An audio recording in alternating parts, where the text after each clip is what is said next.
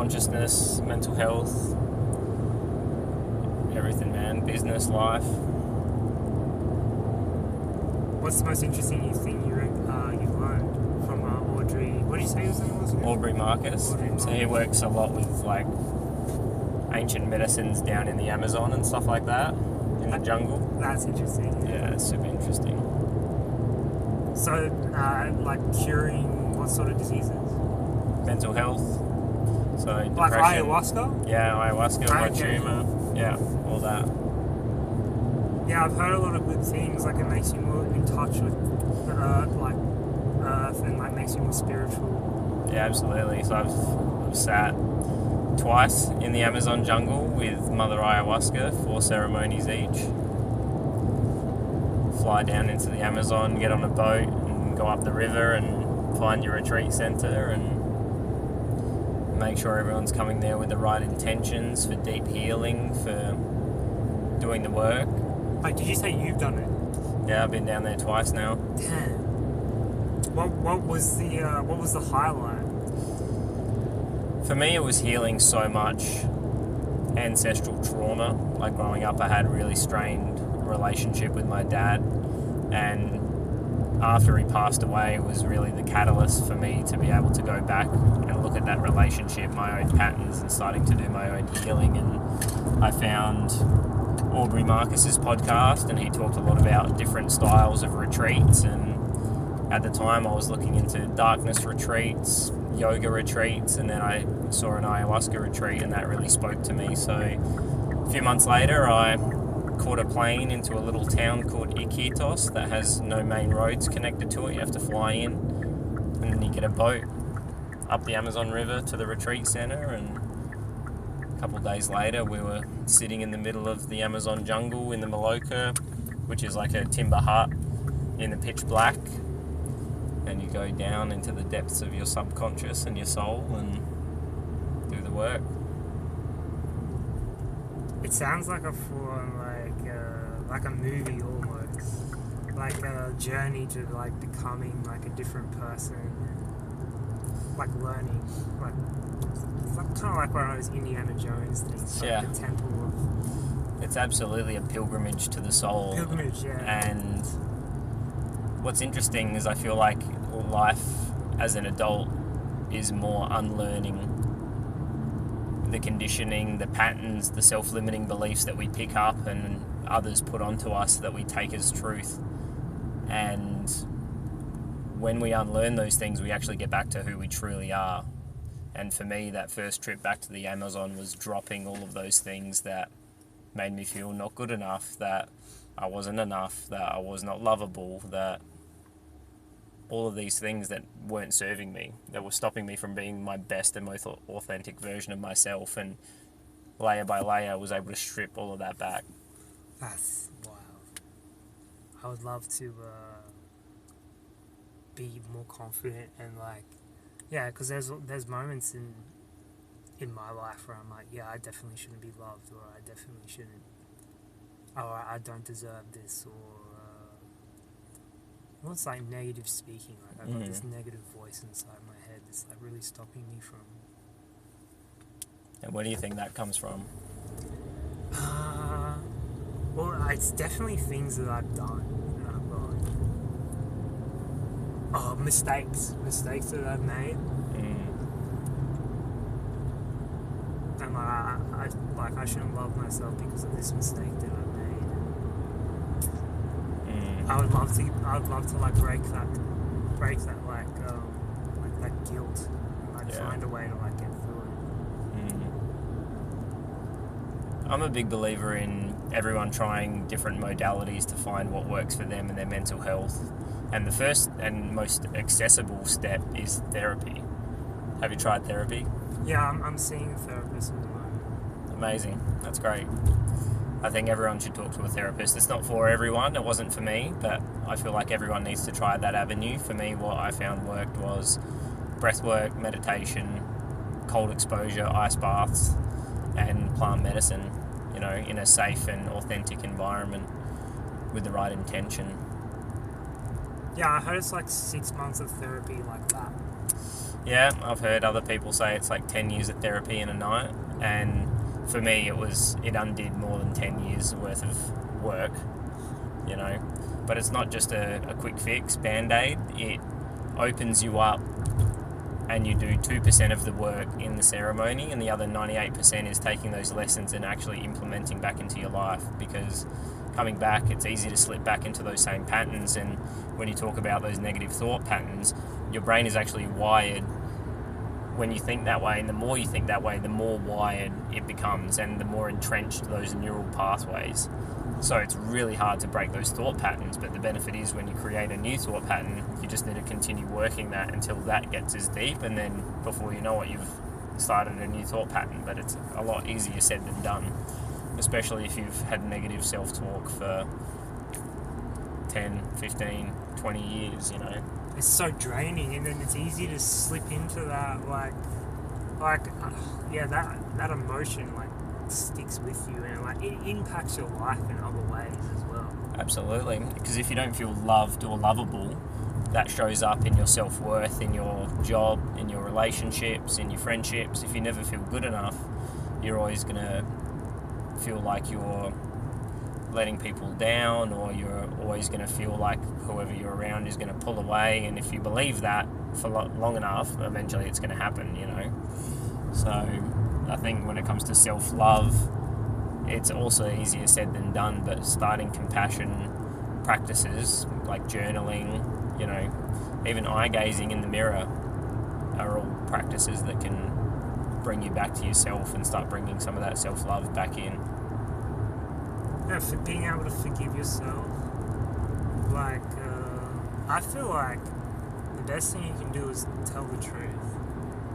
You know, if you take full accountability for the things you've done, it's really hard. Like, it's really hard to go back and say, I was wrong. Do you know what I mean? Absolutely. Like, it takes a lot, and I feel like you should be admired for admitting your faults and be accepting them, because that's a big step to change. It is, absolutely. And if we never take accountability for our actions, we actually miss the opportunity to learn, to reflect, and to course correct. If we're always blaming others for things that have happened, we never get that opportunity. So, or downplaying it and being like, absolutely. No, it wasn't even that bad. Absolutely, taking full accountability and genuinely meaning it and believing it, because then you get that opportunity to sit with yourself. Yeah, and it feels good too. It should feel good. It should feel good to, like, I don't know, I feel like this is a part of meditation.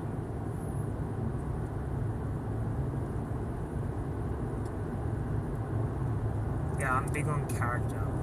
I feel like you don't get much in this world, like success, like financially.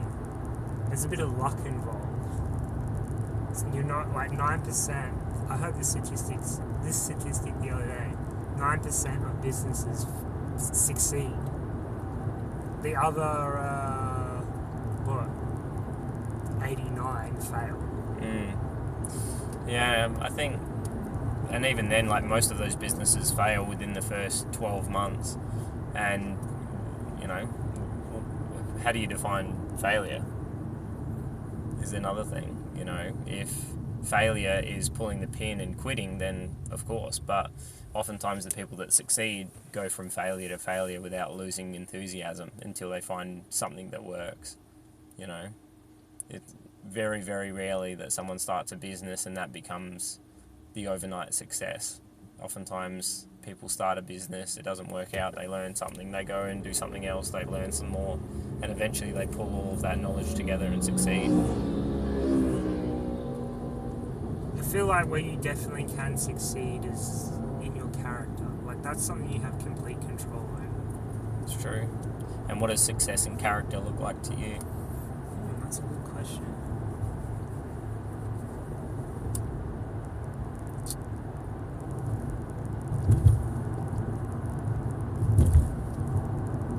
Being a genuine person, down to earth, committed. Like, if you say you're going to do something, you honour that commitment. Yep, so meaning what you say, saying what you mean, being what you authentic, truthful. Yeah. I feel like those are like, if you see someone and if you meet someone like that, you admire them. Oh, look, this is a person of their word. You know, there's like a certain level of respect just from honouring commitments, being reliable. Absolutely. What about you?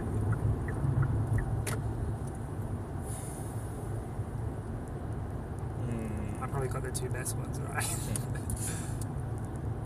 For me, I feel like it stems from within first. To be authentic is to live in alignment with your true purpose, not people pleasing, not doing things to make others happy, but first of all, getting honest with yourself and then living in alignment with that. And then that internal environment represents, or the external environment represents the internal environment. So the external environment, how that would show up is being authentic, like you said, keeping to your word, and just coming back to their purpose, you know, without outside influence.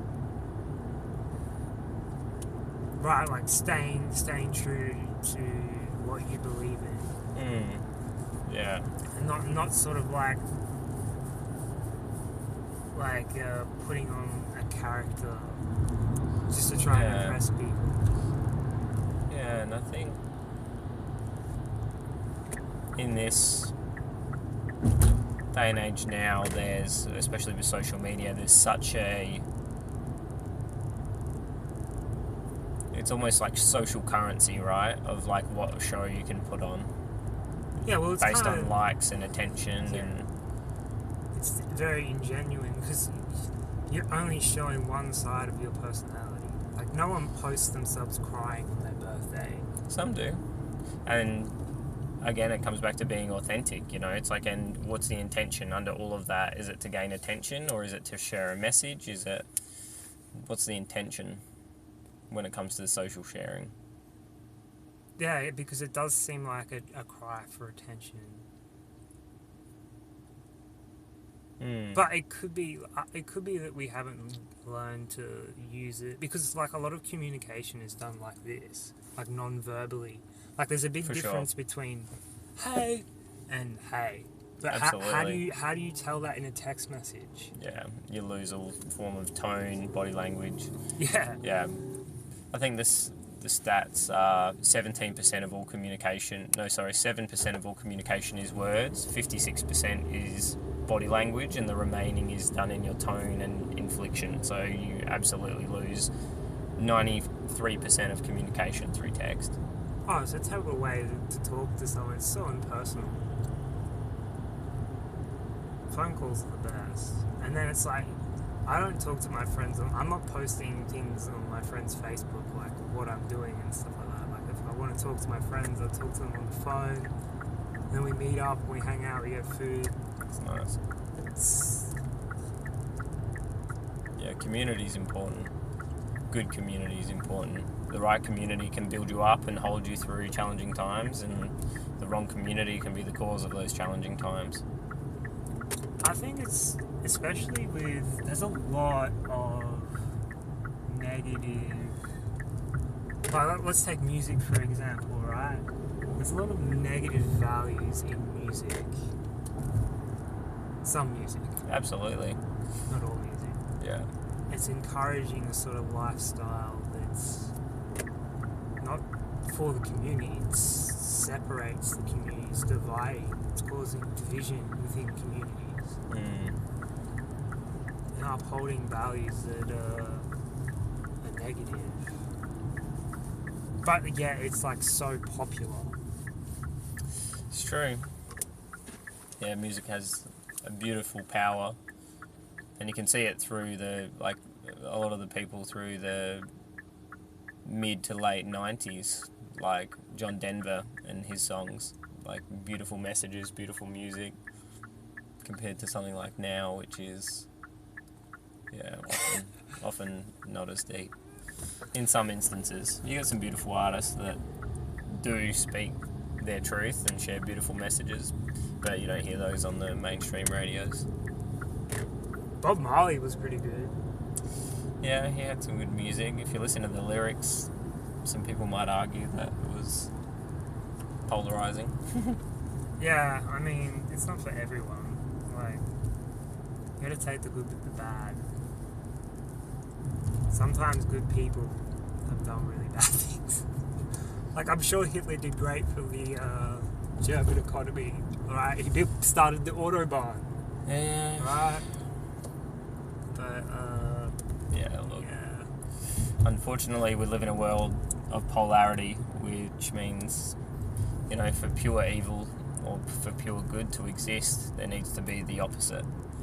You know, can't have one without the other in this universe. Yin and yang, yeah. Exactly. I think it's a part of everyone as well. I think everyone has negative traits in them. I think the main point is you don't act on them. You voice them, but you try your best to, like, that's like true control, like self-control. I think that's the joy and predicament of being human, is we get the ability to choose. And we all have capacity to do good, and we all have capacity to do evil, and it's about what we choose. And the fact that we have that choice makes it even more important and more empowering to choose the positive. Have you heard of The Shadow, Carl Jung? Yeah, absolutely. Yeah. Carl Jung's a great author, an amazing psychologist. Yeah, look, his concepts around the shadow unconscious, the collective unconscious, and his notion that we are all tapped into the same source, I'm a big believer in. I believe that we all are the same conscious being experiencing itself from different angles in different incarnations, and we've all chosen these paths with soul contracts to grow. We choose our challenges to grow spiritually, which is why often people have very similar dreams when we consider the collective unconscious, you know, all tapping into that same source, that same thing. Yeah. Something about your dreams are like pure emotion. Like you're never more emotional than when you're dreaming. And there's different levels of dreams. There's your lucid dreams. There's ones where you can fully be conscious and present and control them in a way. I don't really like lucid dreams. I don't like controlling it. I'm trying to learn something about my subconscious when I dream. I had the weirdest dream the other night that I bought a bottle of gin. I took it home and I came back and the gin was like, there was like none left, and my mum and my grandma were there and they had drunken it, and I got really angry and I smashed the gin bottle on the ground. I have no idea what it means though. Yeah, and I don't think you necessarily need to dive into dreams for that. It's like, what emotion was under that? Did you feel betrayed? Did you feel angry because you were saving, you know, your money and you invested it in that, and then they drank it? Like, what was the underlying emotion? Anger was obviously there, but what was under the anger? It's such a weird thing because I don't drink. Like, I don't drink any alcohol. So yeah, I'm trying to figure that one out. And so, what was the intention when you bought it? To drink it. Yeah. But you don't drink? No, I don't drink. Like, I would never buy gin too. I like whiskey. Interesting. What's their favourite drink? My grandma likes gin. It's interesting that you bought gin knowing that you probably weren't going to drink it. Were you going to give it to them? No, I was gonna drink it. Interesting. There might be something there. It's a weird dream. Absolutely. Anyway, Cheers, G. hey, have a good night. Likewise, Enjoy your bro. stay. Thanks, man. Thanks for the podcast. That's alright, man. I'll show